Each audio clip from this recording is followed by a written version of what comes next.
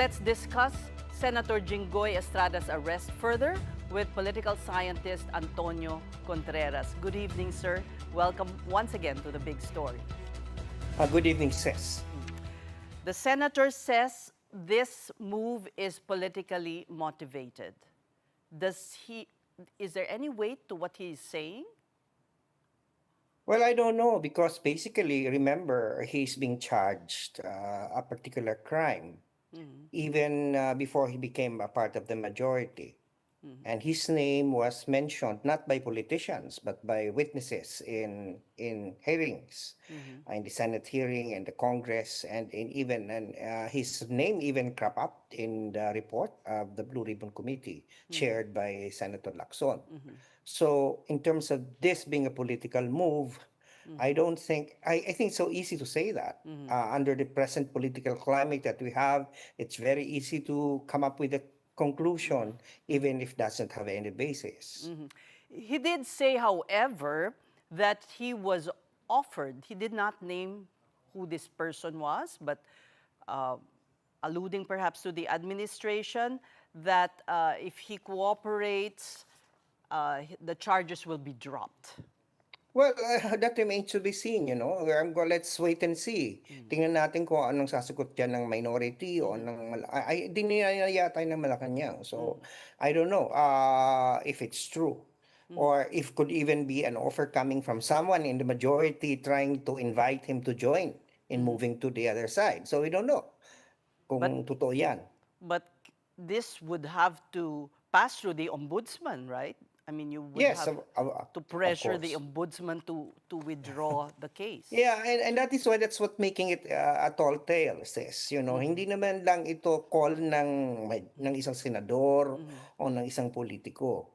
Ito ay ang ombudsman ang kailangan pumayag diyan kasi meron ng may nag-iimbestiga na, right? The process is already started. So you have to involve the ombudsman in the talks.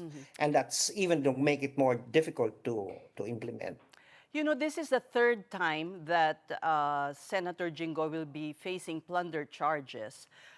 We recall that the ombudsman had once said that plunder is very difficult when Yeah. he just assumed the post. And he was more inclined to charge, if ever, malversation against the supposed those involved in the flood control scandal. But now he is leaning, well, it's done. There are several now facing plunder charges. Why do you think the change of mind? Well, if you take note, I think parang may plan A, plan B siya. Meron siyang spare tire na maliban sa plunder, meron pang graft charges. So, if plunder doesn't work, maybe the graft charge will stick. So, probably that's the strategy, you know, to try to look into the possibility of pushing further the envelope to figure Okay. out how plunder can stick, Then, perhaps with new evidence. okay, but then maybe there is the argument that one can make we were charged with a non-bailable offense so that we can be silenced, we can't vote while we're in jail, etc. Yeah, that's probably one of the reasons why he's saying it's political because if it had it been graft, it's bailable. And in fact, he already paid bail. But on plunder, he will be in jail. So Right. the question of whether he can participate in Senate deliberations. But of course, the Sandigan Bayan really was the court to check on the ombudsman's case, right? Yeah, he will be given due process. And if the Sandigan Bayan thinks that it's a weak case, then they're going to say so. You know, and if he gets away with plunder this time, maybe he should write a book, How to Get Away with Plunder. I'm Here I go again with my laugh, but well, what you said was funny. Anyhow, on another matter, the Senate. Today, it was not able to hold any session. And supposedly, we will check with our reporter who's there, but the air conditioning was shut and the internet was also turned off. Yeah, that's what Rafi Tulfo said. Pinatayan daw sila ng internet at ng aircon. And if that happened, if that's true, that's so petty, so childish. So I don't want to say this because it's not yet confirmed. Kung totoo yan, parang it gives you memory of what happened when Lord Velasco was about to take over the speakership from Alan, and then Alan padlocked the house. So parang ganun na strategy eh. And the act of the majority of not appearing today is simply like first time in the history of the Senate. Wala na yatang ibababa sa isang Senado. Ang That baba was na my ng... next question actually. Is there any redemption? Can the Senate redeem itself? Oh my God, parang sasabi ko sa sarili ko, I thought you already seen the worst. I think they keep on surprising us. But now the impeachment, the upcoming impeachment of Vice President Sara Duterte, now that there are two senators who are no longer part of the majority. I mean, one is at large and another in jail, and more to be arrested, supposedly, if we are to believe the pronouncements of the ombudsman. How will the trial proceed now? Well, the Senate will still be run by Alan Peter Cayetano because you need 13 votes to oust him. So he will be the president, but because of the 11-11 split, then the majority will always need at least two from the minority to make something.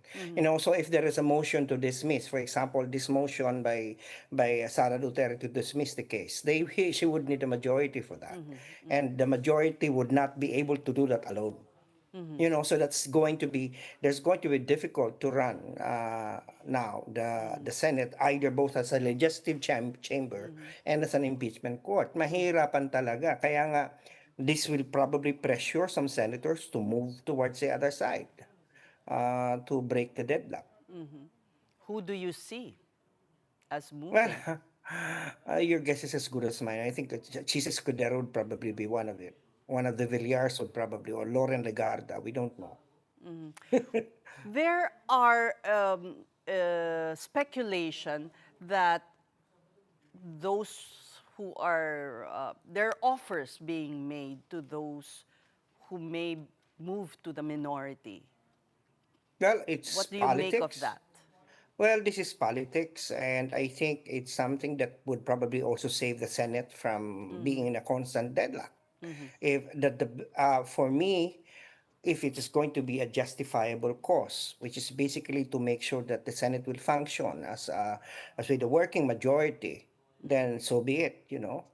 If that's going to be the deal breaker. Such as delaying cases or Yeah. dropping Well, cases? kasi kapag kunyari 11-11 says, pag hindi sila makakapag-session pag walang 13. And that's also true for the impeachment. Pag wala rin yung majority, walang 13, di makukonvene ng impeachment court. So this is going to be a very difficult issue. Of course, we can always go to the Supreme Court to file a mandamus, ordering for the court to order the Senate to do its constitutional duty, but that's going to be like, it's going to be a constitutional issue. So, mamaselan eh. Kaya nga dito, the larger cause will be to make sure that we have a functioning Senate. And if that will take some people moving to one side, and so that at least we can have a working majority, then so be it. We still can't call this condition a constitutional crisis. Can you already say Well, that? I can already smell that it's going to be a constitutional crisis if the Senate could not form a majority. There's always be a deadlock because you need a majority for it to be in session. You need 13 to be in session. Kung yung minority lang na andon, walang majority, wala pa ring session. Kung yung majority na andon, walang minority. I think I think the minority will be there. I think tingin ko, mas sila yung naandon. Ang mahirap pag yung majority ang mawala. So, walang session. That picture of an half-empty session hall said a lot. Oh, yeah. Yeah, it's an indictment of like I said, how low the Senate has become. Well, we thank you for your insights. That was political scientist Professor Thank you. Antonio Thank you, Contreras. sir.